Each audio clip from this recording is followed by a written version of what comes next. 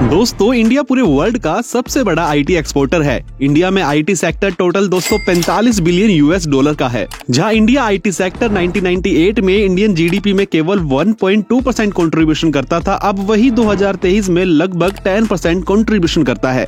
India जो भी माल और सर्विसेज दूसरे देश में एक्सपोर्ट करता है ना, 1998 तक आईटी सेक्टर का उसमें केवल 4% था, जो 2023 में बढ़ के 25% हो गया। और ये ग्रोथ जो है ना डे बाय डे बढ़ती जा रही है। आज इंडियन सिटीज के बीच एक होड़ लगी हुई है आईटी सेक्टर में इन्वेस्टमेंट अट्रैक्ट करने के लिए।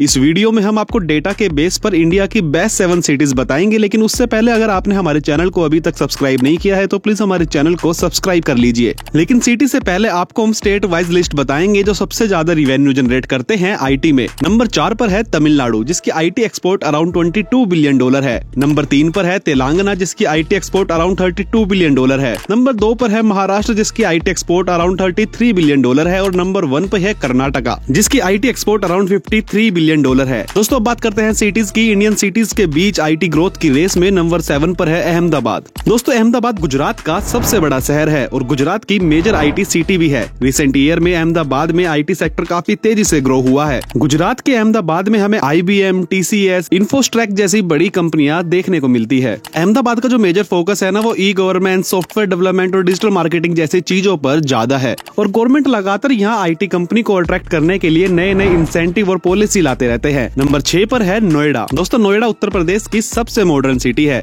और ये पूरा शहर है ना दिल्ली NCR में पड़ता है। और नोएडा न सिर्फ उत्तर प्रदेश बल्कि नॉर्थ इंडिया का उभरता हुआ मेजर आईटी हब है। नोएडा का वर्ल्ड क्लास इंफ्रास्ट्रक्चर अभी और काफी इन्वेस्टमेंट अट्रैक्ट कर रहा है। नोएडा ने बहुत कम समय में काफी डेवलपमेंट को देखा है। नोएडा में वर्ल्ड क्लास आईटी और सॉफ्टवेयर कंपनी है, जिसमें TCS, HCL technologies, Wipro, Infosys, adobe और माइक्रोसॉफ्ट जैसी बड़ी कंपनियां शामिल है। दोस्तों आईटी सेक्टर ग्रोथ की रेस में 5th नंबर पे है गुरुग्राम, जिसको हम गुड़गांव के नाम से भी जानते हैं। दोस्तों गुड़गांव हरियाणा राज्य की सिटी है जो नोएडा की तरह दिल्ली NCR में पड़ती है। दोस्तों गुड़गांव के साइबर हब को आज कौन नहीं जानता। नॉर्थ इंडिया में आईटी से रिलेटेड लोगों ने कभी ना कभी गुड़गांव में जॉब जरूर की होगी। दोस्तों गुड़गांव के पास वर्ल्ड क्लास इंफ्रास्ट्रक्चर है जो day by day rapidly increase होता जा रहा है। गुड़गांव घर है गूगल इंडिया के ऑफिस का। ना सिर्फ गूगल, गुड़गांव में 250 से ज्यादा सॉफ्टवेयर प्रोडक्ट कंपनीज है। साथ ही यहाँ TCS, Infosys, Wipro, HCL, tech Mahindra, IBM India जैसी बड़ी कंपनियां भी शामिल है। और ये जो काउंटिंग है ना, वो रैपिडली इंक्रीज हो रही है डे बाय डे। यहाँ पे काफी MNCs और BPO भी है। गुड़गांव की सक्सेस के पीछे है गुड़गांव की लोकेशन, जो साउथ दिल्ली के टच में है और दिल्ली इंटरनेशनल एयरपोर्ट भी बिल्कुल टच में है। दोस्तों इस ग्रोथ रेट में नंबर 4 पर है पुणे। दोस्तों महाराष्ट्र का ये शहर देश की फाइनेंशियल कैपिटल मतलब मुंबई के काफी नजदीक है और यहाँ एजुकेटेड स्किल फोर्स भी काफी है, जिसके चलते आईटी सेक्टर यहाँ अपने बूम पर है।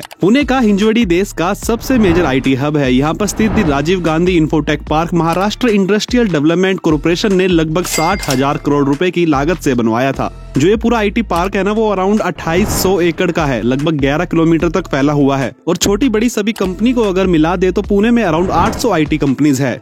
दोस्तों अब बारी है टॉप 3 आईटी सिटीज की। तो इसमें 3rd नंबर पर है चेन्नई। दोस्तों चेन्नई साउथ इंडिया का एक मेजर आईटी सेंटर है और तमिलनाडु की कैपिटल सिटी है। चेन्नई अपने software services, data analytic and enterprises solution के लिए काफी मशहूर है। साथ ही 2018 के डेटा के अकॉर्डिंग ये देश की 3rd largest IT exporter city है। यहाँ पर स्थित TIDEL पार्क सबसे बड़ा आईटी पार्क। और दोस्तों जब इस पार्क को बनाया गया था उस समय ये एशिया का सबसे बड़ा आईटी पार्क हुआ करता था। इसके अलावा चेन्नई में जोहो कॉर्पोरेशन जैसे और भी आईटी पार्क है। चेन्नई में ना देश के ऑलमोस्ट सभी बड़े MNCs और आईटी कंपनीज के ऑफिसेज है और इसके पीछे रीजन है चेन्नई की स्किल्ड वर्कफोर्स। इस आईटी ग्रोथ की रेस में 2nd पोजीशन हासिल की है हैदराबाद ने। फ्रेंड्स हैदराबाद में आईटी ग्रोथ इतनी ज्यादा हुई है कि लोग इसको हाईटेक सिटी और साइबराबाद जैसे नाम से जानने लगे हैं। दोस्तों हैदराबाद और चेन्नई, पुणे में हमेशा से काफी कंपटीशन रहा है आईटी ग्रोथ को लेकर। लेकिन हैदराबाद की आईटी ग्रोथ इंडिया तक सीमित नहीं है, बल्कि Hyderabad globally major IT hub है। साथ ही ये इंडिया का लार्जेस्ट बायो इन्फॉर्मेटिक हब है। बायो इन्फॉर्मेटिक्स जिनको नहीं पता उनको बता देता हूँ, ये एक फील्ड है जहाँ बायोलॉजी और कंप्यूटर साइंस को कंबाइन करते हैं। और बायोलॉजी डेटा समझने के लिए हम सॉफ्टवेयर और कंप्यूटर्स का यूज करते हैं। हैदराबाद में ना आपको नई टेक्नोलॉजी पर वर्क ज्यादा देखने को मिलेगा, जैसे AI हो गया, आर्टिफिशियल इंटेलिजेंस, ब्लॉकचेन, जो कि हमारा फ्यूचर होने वाला वाला है और इस फ्यूचर बेस्ड टेक्नोलॉजी के बेस पर ही देश के सेकंड सबसे बड़े आईटी हब के रूप में हैदराबाद को जाना जाता है। अब अगर बात करें देश की नंबर 1 आईटी सिटी के बारे में तो वो है बेंगलोर, जिसको हम सिलिकॉन वैली ऑफ इंडिया भी बोलते हैं। यहाँ हजारों की संख्या में आईटी कंपनीज है और बेंगलोर ना सिर्फ इंडिया बल्कि वर्ल्ड में अपनी एक अलग पहचान रखता है। दोस्तों 2016 और 17 के डेटा के अकॉर्डिंग बेंगलोर अकेले ही इंडिया का 38% ऑफ टोटल आईटी एक्सपोर्ट करता है और 2017 के अकॉर्डिंग जिसकी कीमत 45 बिलियन यूएस डॉलर थी।